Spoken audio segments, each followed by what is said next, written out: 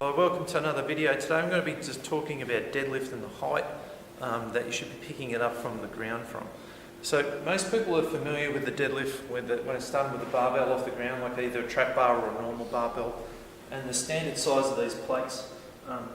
They're a standard, like most barbells are a standard length, these are a standard size. And that's the height that most people are familiar with lifting, all right? Now, for some people this is great, for other people it's not. Like, we're all different shapes and sizes. Some people got long legs, short torso, some people got long torso, short legs. Some people just have really good hip mobility, other people just never have good hip mobility. They're never going to get it, no matter how much they stretch or do things, they're just really going to be very limited. The height of this plate, which determines the height that you're going to lift from, is not determined by all those factors. It's just a manufacturing thing for weight plates. No one made a rule that's saying it had to be that high and everyone should be able to lift the plate from that height off the ground. So my point here is that you might need to modify it depending on how well you can lift it. All right. So if we watch Nathan do a couple of reps here, and we're confident that he can do it. So I'll get him to pause there, and if he can maintain a nice lumbar curve, so if he can keep his lumbar curve, I'm happy for him to do that. If, however, he can't keep that, and there's no curve through his spine there, and no matter what stretching we do, we just can't get him to be safe, I can't get my fingers in there, I'm going to have to base it up a bit. So I might have to use, all he might need is just like a little weight plate. He just might need just this little bit higher, and that'll be all he'll need. So we've just really made the weight plate a bit higher. So if he sets up now, we'll see that he's got it again.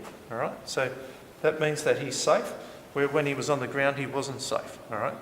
Now, if he was really struggling with this altogether, we might even go to a kettlebell. And we might start with just the bending version, because sometimes it may not be the height of it. It may be the flexibility or just the way he does it. So we might go to a regressed version where he doesn't even pick it up. He just bends over to touch. And from here we can sort of start on you can see how I've got it quite high. And this is, if I measured that against the barbell, this is higher. All right. And basically all I'll do is I'll just take one plate away and then observe, see if he goes down. And then just observe if he's okay. If he's okay from there, then we'll get him to come up. And I'll just remove one plate. And we'll get him to do it again.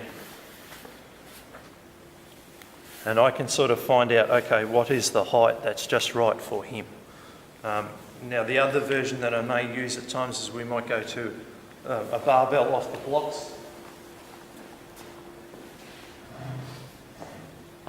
So Nathan, again, like we have this significantly higher, we're taking all of the leg strength out of it from here. And we're just getting him purely bending. So there's no demand on coming from the bottom up. This is really deadlifting from the top down. All right. So if I'm just wanting to get the hip action right, I might just start with these and then progress to the kettlebell, lastly the barbell. All right. But the most important thing is finding the height that's right for you. And you might have to modify the equipment that you're using to do so. All right. So, hope you enjoyed that video. See you on our next one.